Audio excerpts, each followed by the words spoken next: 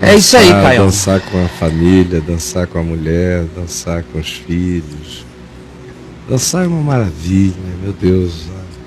A Bíblia está cheia de dança, de celebração das coisas com dança. Dança de todo mundo.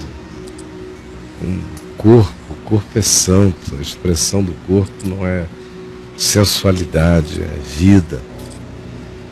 Então, o que eu tenho a dizer a você, minha amiga, é que o mesmo Deus que pegou você lá no YouTube e trouxe você para cá e já levou você ao site, está fazendo você reler os evangelhos e entender que o que você tinha não parecia com o evangelho, o que você está encontrando parece com o evangelho, ele vai completar essa boa obra no seu coração, no coração do seu marido, não tenho a menor dúvida disso. Você mesma vai concluir que isso continue a ser um trabalho entre Deus e você.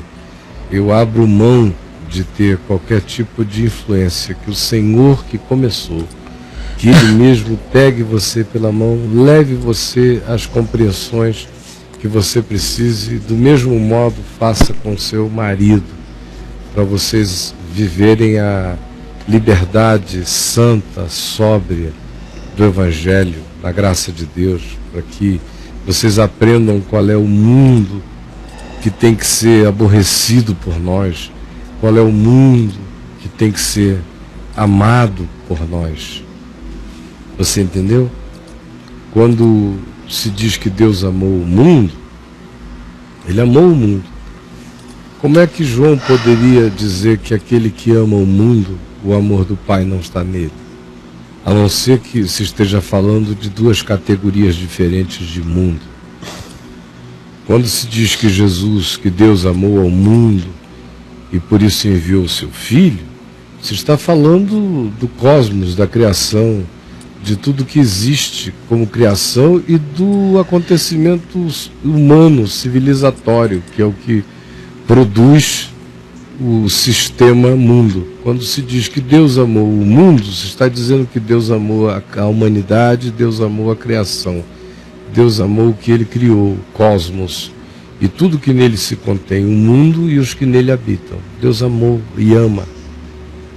Quando se diz que se alguém amar o mundo, o amor do Pai não está nele, se está falando do sistema do mundo, daquilo que a gente vai construindo, que são os sistemas de egoísmo, de recompensas mentirosas, de convenções falsas que são impostas sobre as pessoas, de perseguição de objetivos que não realizam o coração, mas que são tiranicamente impostos sobre a vida humana. Se está falando de todas as teias do ódio, da vingança, da amargura, da mentira, da fofoca. É desse mundo que se está falando quando se diz que se alguém amar esse mundo, essas coisas, o amor do Pai não está nele. Isso parece uma tolice o que eu estou lhe dizendo aqui, mas é por causa dessa confusão que boa parte dessas coisas se desencontram na cabeça da gente. E as pessoas vão ficando esquizofrênicas. E acaba que prevalece o lado reacionário, o lado preconceituoso, o lado hostil da gente contra tudo. E aí é mais fácil ser um fanático do que ser uma pessoa aberta e que examina tudo e que vai caminhando segundo a sua própria consciência. É mais fácil aceitar um pacotão e seguir sem pensar. Mas quando essas distinções que eu acabei de apresentar entre amar ao mundo, que é o que eu tenho que fazer segundo Deus, amar a criação, amar toda criatura, amar o meu próximo, e não amar o mundo, porque senão o amor de Deus não está em mim, que é não amar os sistemas da malignidade desse mundo, enquanto a gente não entende isso, a gente fica sem saber o que é mundo. Então a igreja, a religião diz que mundo é definido por exterioridades. Então uma pessoa é do mundo se ela estiver vestindo uma determinada roupa, que uma pessoa famosa também gosta de vestir, ou que as pessoas ricas, num ambiente de igreja que seja complexado, com complexo de inferioridade, Se o rico vestir, o pobre que for vestir é besta, é vaidoso. Então já está seguindo o mundo. Então por isso ele não pode, ele tem que se vestir de uma determinada forma. Ou então o mundo passa a ser o que a projeção da cabeça de pastores doentes determinam. O cara vive cheio de lascívia, de sensualidade, ele não pode ver um joelho que ele fica doido, uma coxa então o desarvora. Se ele vir uma bunda na praia, ele fica doidinho. Aí ele diz que aquilo é o diabo, mas ele não tem coragem de assumir que é ele que está cheio de lascívia, de desejo. Então é mais fácil dizer que foi um demônio falando no ouvido dele do que dizer eu estou cheio de desejo lascivo no meu coração. E bota a culpa no diabo e não se enxerga. E aí, se ele é do tipo que diz eu não posso ter isso, então ninguém terá, então ele chega na igreja, como ele é quem manda, ele é que faz a doutrina, ele é que faz os usos e costumes.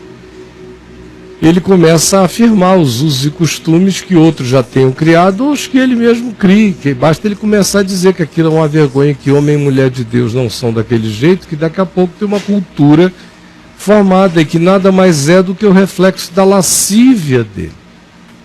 Da lascívia dele, não tem nada a ver com o evangelho, nem com nenhum olhar de Deus, tem a ver com a lascívia dele. Ele é que não pode ver um joelho que fica doido, ele é que não pode ver um decotezinho de nenhuma natureza que ele já imagina como ele se atolaria naqueles peitos, ele fica doido, então ele proíbe.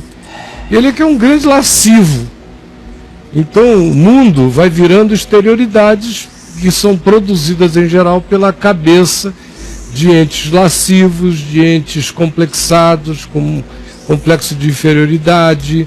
Então tudo que outros que eles considerem mais ricos ou mais belos façam ou vistam, ele repudia, e é mundo. É mundo porque não fui eu que fiz ou não tem o nome de Jesus, então não é uma música de Deus. Se fosse eu que tivesse feito, mesmo que não tivesse o nome de Jesus, eu sou um homem de Deus, então o que eu produzo é divino. Agora, como foi um outro e não tem o nome de Deus, então é do mundo. Agora, se tiver o nome Jesus na composição, pode falar a maior besteira que ele vai cantar como se fosse coisa de Deus. Mas é só doença da cabeça de quem ficou assim, com a mente totalmente presa e condicionada. E os processos de construção dessas coisas, como Paulo diz em Colossenses, no capítulo 2, leia lá Colossenses no capítulo 2, Paulo diz que essas coisas são a produção, esses usos, esses costumes, de mentes lascívias. Ele afirma isso. Gente que diz não pegues isso, não toques aquilo, não pegues aquilo outro. Tem aparência de santidade, mas não tem nenhum poder contra a licenciosidade, contra aquilo que entra no coração da gente como lascívia. Não tem poder. Mas são esses que criam essas regras, esses usos, esses costumes, exteriorizando as suas doenças, que passam a ser o padrão de comportamento de um determinado grupo. E aquilo não tem absolutamente nada a ver com o Evangelho. E assim como isso que eu disse agora, milhares e milhares e milhares de outras coisas que são praticadas como parte da vontade de Deus para o comportamento humano e que são apenas extensões ou de costumes de uma época ou de uma cultura de um determinado país, e aquilo foi trazido por missionários e virou hábito cultural de uma igreja num outro país que agora cultua aquilo ali como se fosse um modo divino de ser, ou então é a projeção do desejo ardente ou lascivo ou complexado ou adoecido de quem quer que lidere e que vai estabelecendo essas normas para as pessoas seguirem. Depois de um tempo, depois de uma geração, aquilo ali já faz parte do Evangelho na cabeça dessas pessoas. Aquilo parece que é mandamento de Deus. E quem não se comporta daquele jeito vive muita culpa, muita angústia. Eu sei que tem muita gente nova chegando aqui conosco agora no Papo de Graça.